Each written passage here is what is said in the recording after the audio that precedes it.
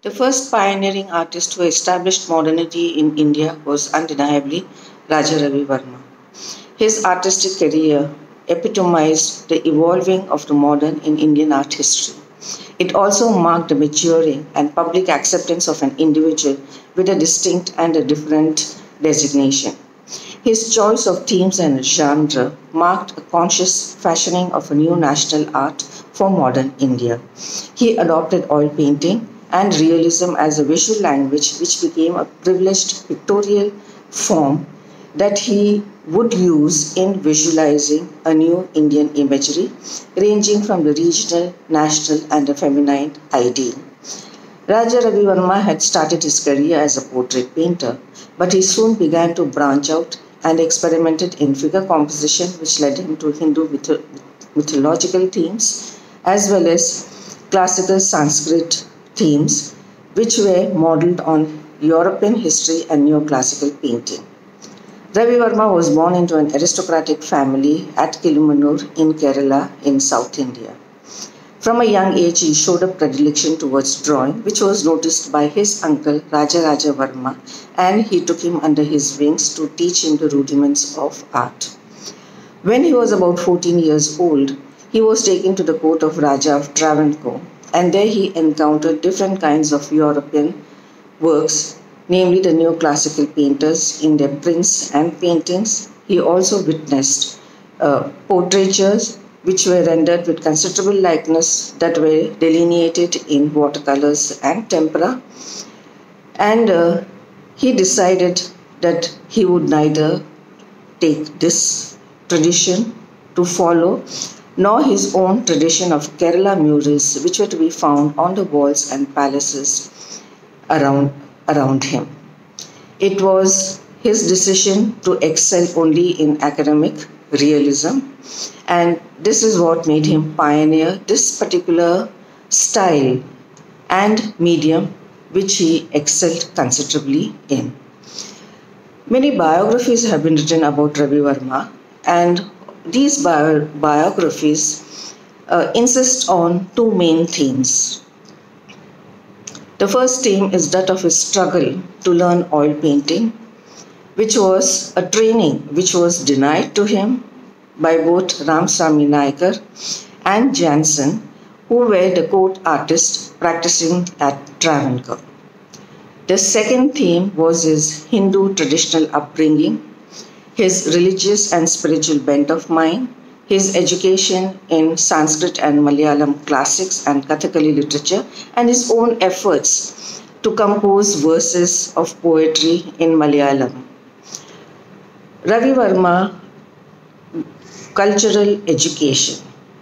This cultural education marked an emergence of his natural inclination towards mythological painting and authenticity in mythic representation. He was a considerable healthy blend of modernity and tradition. Modern because he did not accept Western lifestyle and he was modern because he did not accept Western lifestyle and concerns, and tradition because he was always on the path of his artistic progress that was based completely and entirely on Indian classical themes or from Hindu mythology. On the strength of his eclecticism and on the strength of his traditionalism, that he was considered to be a pioneer. He was also an artist who was pursuing professional patronage, and it was not something which was self-impulsive or sensitive that he wanted to project in his art, as many of the modern artists in the West were doing. As a professional, he also wanted to expand his art, or rather his market. In painting, he was able to reach out to the pan-Indian elite upper class, and through his mass-produced oleographs, he was able to reach to the middle-class homes, and in the process, he transformed the academic realism into a formal language of popular urban culture. Ravi Verma had developed a network of patronage as a result of his association with the court at the Travancore. And so various Rajas from Baroda, Hyderabad, Pudukkottai, and other places invited him to be their court painter, and he painted the aristocratic portraits as well as he painted themes on Hindu mythology, which made him very popular. Now, when we look at Ravi Varma's works and his use of academic realism and the medium of oil painting that he used, he created a magical aura in his works. And he was able to create tactile textures of silk and gold jewelry as well as the gems that he had depicted in them. And the way he rendered it was what made it exceptional. And to this day, nobody has been ever able to emulate the way Ravi Varma painted. It was his insight, it was his perseverance, and which led him to creating these kind of works. In his Hindu mythical works, whether it was from Ramayana, Mahabharata, or the Sanskrit literature like the Shakuntalam, he brought in a sense of drama which made it very theatrical, and they were peopled, rather they were crowded with people, and these crowded composition at the same time were very well thought out, measured, and the dramatic element was always at the fore for the viewer to realize where the action was taking place. Ravi Varma soon realized that his works were reaching out pan-India to the house of the elites, but he wanted his works even to reach out to the simple middle-class homes. And that is when he thought of mass producing his works. And in mass producing, Ravi Varma gave us the images of gods and goddesses which we know of it today. So if we have to think of Parvati or if we have to think of Lakshmi, we immediately think of the image that Ravi Varma produced in his oleographs. And he is the first Indian artist to project these gods and goddesses in their forms, in their backgrounds, and in the materials, which was never ever done in the past, because the images in the past that we see were very stylized and stereotypical. It did not breathe life into the gods and goddesses, which Ravi Varma was able to do it. These kind of works which Ravi Varma created, particularly his oleographs, were to influence the calendar art. And in this way, Ravi Varma proved to be a huge influence and inspiration. But unfortunately, the Bengal artists and the Bengal intellectuals did not accept Ravi Varma's works. Though he painted the same gods, the same figures, they found it to be un-Indian and very sensuous, and hence they were discarded because it somehow lacked the feel of Indianness in them. However, Ravi Varma also won the gold medal at the prestigious Madras Society of Fine Arts in 1873 for one particular painting which was titled Nair Lady, or Woman Holding a Mirror.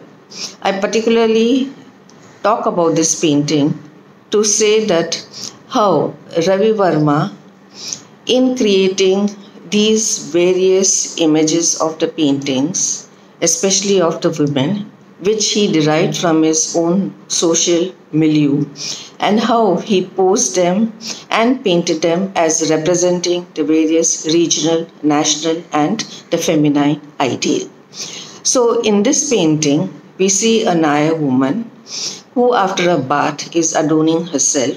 She's looking into the mirror, and it's a homely surroundings where she is being represented. But what is important is that Ravi Varma underplays the Nair identity and transforms her into an iconic feminine ideal of Indian ethnicity and femininity. He brings the past into the present. What is real, that is the local and the contemporary. And when he paints it, he brings in the classical ideal of a Nayika who is involved in her self-adornment.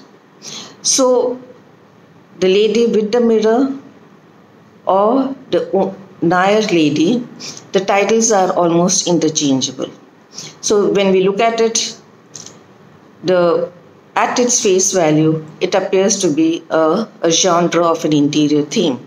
But when we analyze the layers in the painting, then we find that it was Ravi Verma's efforts to establish a feminine Indian ideal and also that of ethnicity. His other very important seminal painting is known as The Galaxy, where he has represented women from different parts of India and they are shown playing the music. Now, as a matter of fact, in representing these Indian women from various regions, he was already onto a project of nationalist art that in many ways shaped his career.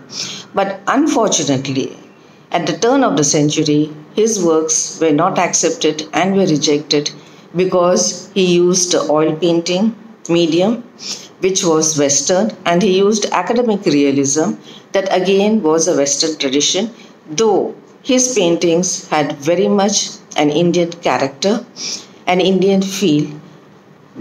He went into oblivion at the turn of the century because a new movement, the Bengal art movement, came into being based on the Swadeshi nationalism.